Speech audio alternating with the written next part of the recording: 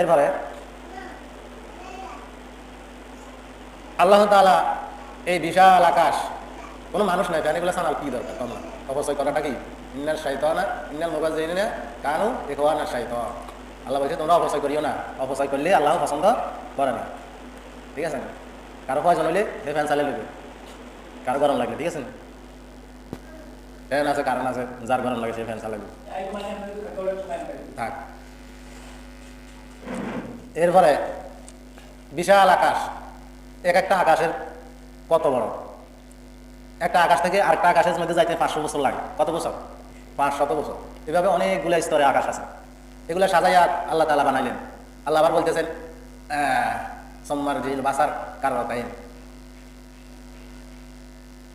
আল্লাহ যে খলাকা সাবা সামাওয়াতিন তিবাকা, আমি স্তর স্তর 7টি আকাশ বানিয়েছি। এখন আকাশ কয়টা?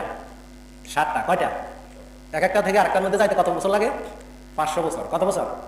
500 বছর লাগে। তো এই 7টা আকাশ আমি বানিয়েছি। মা তারা ফি খলকির রহমান, আমার এই সৃষ্টি কত সুন্দর। তাফাউত, কোনো খুঁত নাই, তফাৎ নাই। তুমি তাকাও, তুমি তাকাইয়া দেখো।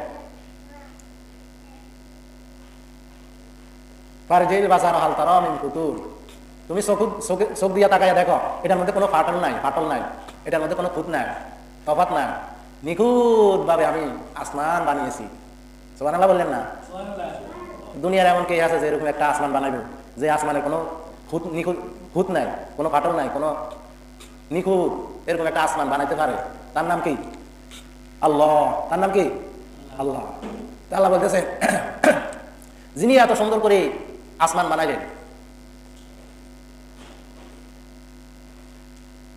তোমরা এইগুলোর দিকে তাকাও। যিনি এই আসমানের মালিক, যিনি এই জমিনের মালিক, এবং এর মধ্যবর্তী স্থানে যা কিছু আছে এগুলার একমাত্র একচ্ছত্র মালিকানা আল্লাহ। তিনি এগুলার ভিতরে কি আছে সব কিছু জানেন। এই আসমানে, 7 আসমানে, আসমানের উপরে, আসমানের নিচে, মাটির নিচে কি আছে সব জানে কে?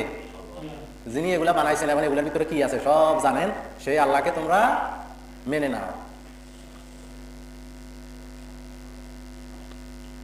আল্লাহ তাআলা অসংখ্য নবী পাঠিয়েছেন দুনিয়াতে, রাসূল পাঠিয়েছেন, তাদেরকে দায়িত্ব দিয়েছেন